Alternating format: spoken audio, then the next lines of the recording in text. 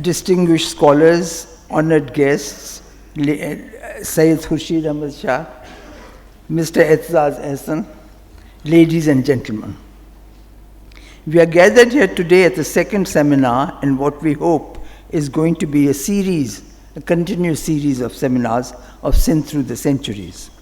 The first one was, as you heard, held approximately 40 years ago in 1972, I thought it was, but 75, okay? 75. I had the honor to participate in that first seminar, and I'm fortunate to see this follow-up one, as I said, nearly half a century later. The first one was held under the patronage of the then Prime Minister, Mr. Zulfiqar Ali Bhutto, and was the result of the planning and imagination of the Sindh Education Minister, Mr. Pyar Ali Allana. It was held with the participation of scholars, not only from Pakistan, but from the different countries of Asia, Europe, and the USA, who were working on Sindh-related subjects. World-renowned scholars such as Asko Parpola from Norway, Dr. Louisen from the Netherlands, Professor Gerij from France, Professor Anne-Marie Schimmel, Dr. Peter Hardy, and distinguished Soviet scholar Dr. Genkovsky were all here. The cream of Pakistani scholars such as Professor Dani, Dr. N.A. Baloch, and others were all here to tell us of their findings.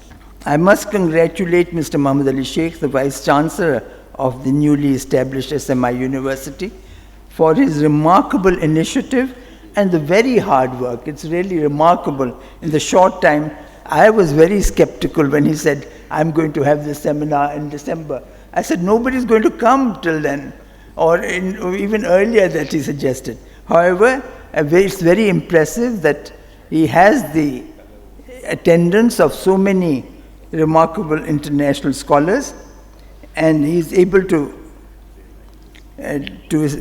organize this seminar, inshallah, very successfully, and of the people who are to discuss and assess the most recent research in Sindh studies.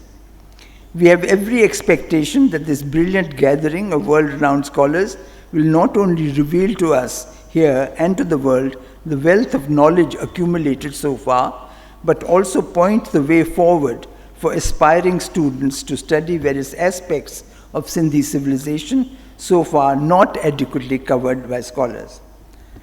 The one exception where there has been work is the field of archaeology, where work has been ongoing and some spectacular discoveries have been made. I would like particularly to mention the Mehergarh excavations, where early human settlements predating Mohenjo-daro by a couple of thousand years have been found. I'm mentioning this Baloch site in the Sindh historical context because it is likely connected with and is the predecessor of the Indus Valley Civilization. It seems that it was here that people had first settlements and experimented with domesticating animals and making first clay pots and also building their initial homes of mud and straw. It can be plausibly speculated that these people gradually moved to the banks of the river Indus and built their habitations and reached the pinnacle of their achievements in the creation of the urban wonder, the city and civilization of Mohenjo-daro. Mehergarh discoveries are the result of the cooperation of the French archaeologists led by Dr. Gerij and Pakistani archaeologists. And the current work in Lower Sindh of Bambor is also the cooperation of Pakistanis and international teams of archaeologists from France and Italy, and others perhaps. It is to be hoped that we will get further cooperation from international community of archaeologists to help with the exploration of the huge wealth of sites in Sindh, and these will help to open up for us many obscure corners of our past history. We look forward to getting information and indeed buried signs of many cities mentioned by travelers, dating from the old Chinese travelers to as late as Ibn Battuta and the historians accompanying Alexander the Great. I hope that this conference will be able to highlight our treasure of built heritage and thus create awareness of the great danger of neglect and destruction of this precious legacy. Many inexpert attempts at preservation have had disastrous effects on these irreplaceable monuments, and there's need not only of awareness, but of expertise and dedication in the work of restoration.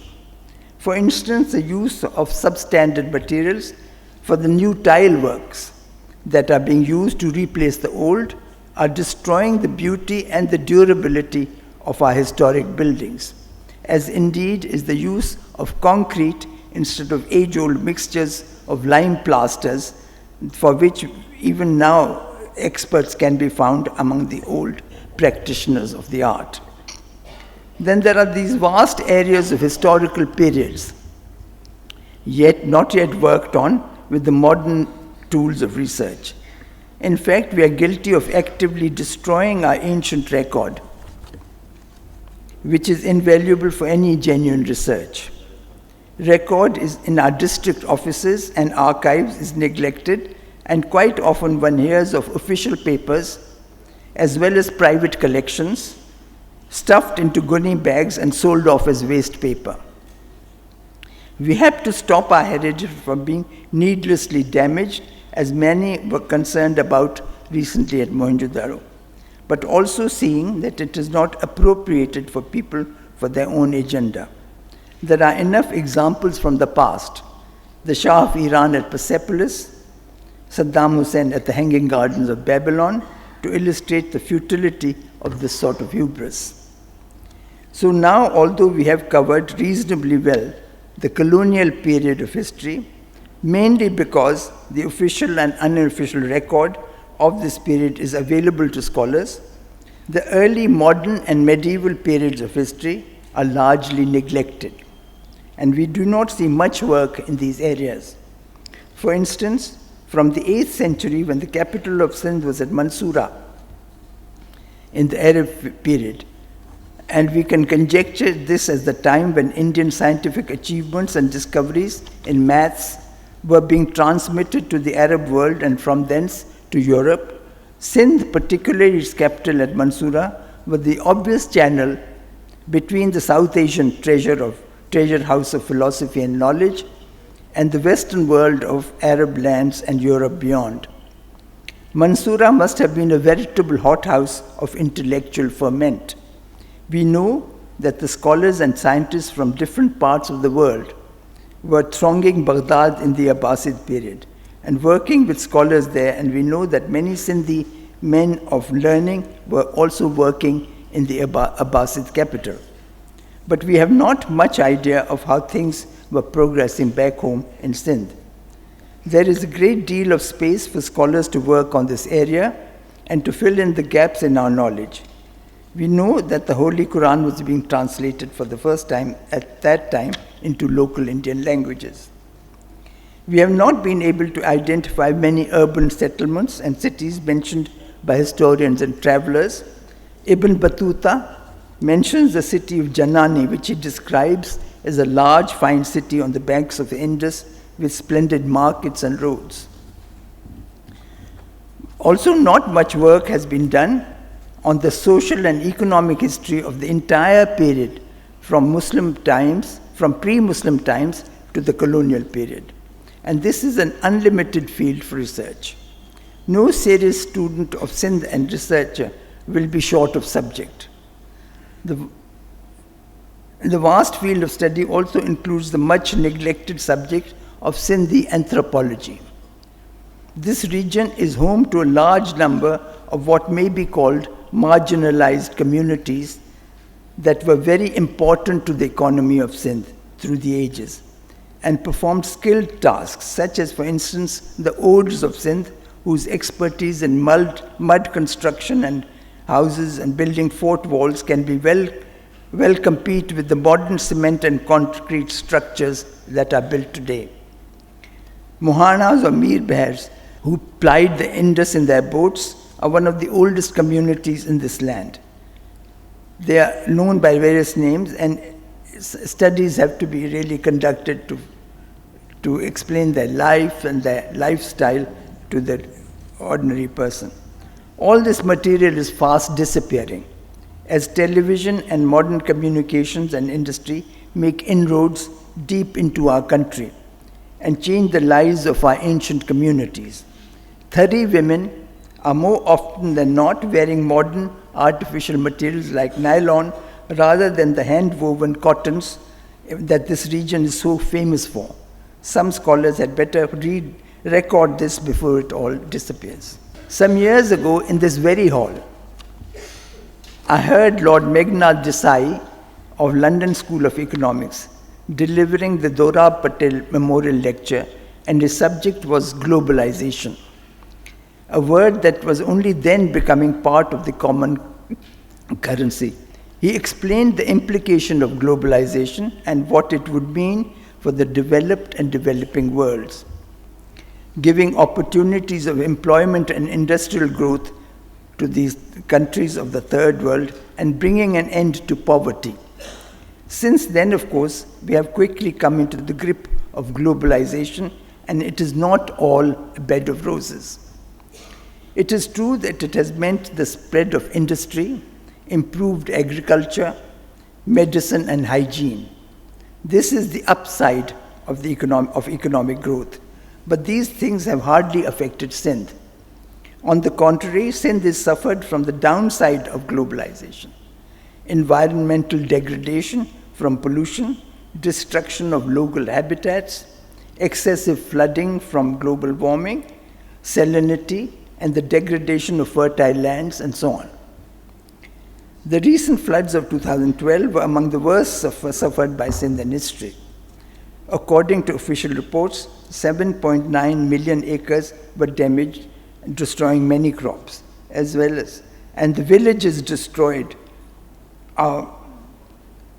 in 31,960 at one count, and 11 million hectares of fertile land destroyed. They also damaged, and many 1,000 more houses also were destroyed, and villages have vanished. We need to have more research which will show Sindh how to prevent environmental degradation. The present dire conditions are a source of concern and worry, especially for our younger generation that can see the pathetic state of affairs, even when compared to the poorest countries in the third world. The malnourishment of young children and mothers, the abysmal state of education, the fast deteriorating environment, and the erosion of natural wealth that has provided prosperity for the people of this region for all of the millennia of history. All of this has inflicted deep and festering wounds in our body politic. No doubt that much of this is our own fault, our apathy. But there are brilliant minds collected here today, and we want the very best ideas from them that can give direction to our people, particularly our youth, and inspire them to apply their efforts to regenerate society and learning that we were once so proud of. Professor Andre Wink, who's present here, his study of Al-Biruni is where I read that Sindhi Jats, who were displaced from Sindh after the Arab conquest and located in the lower regions in the delta region of Iraq and Mesopotamia, and it was from this community that Imam Abu Hanifa, the great jurist, came. So the people of Sindh, there is great potential here. Here we need awareness, hard work, and dedication to correct the situation, and we need inspired and selfless leadership. And respected scholars, we need a better balance in our research between finding about the past and the needs of the present and the future. Thank you very much.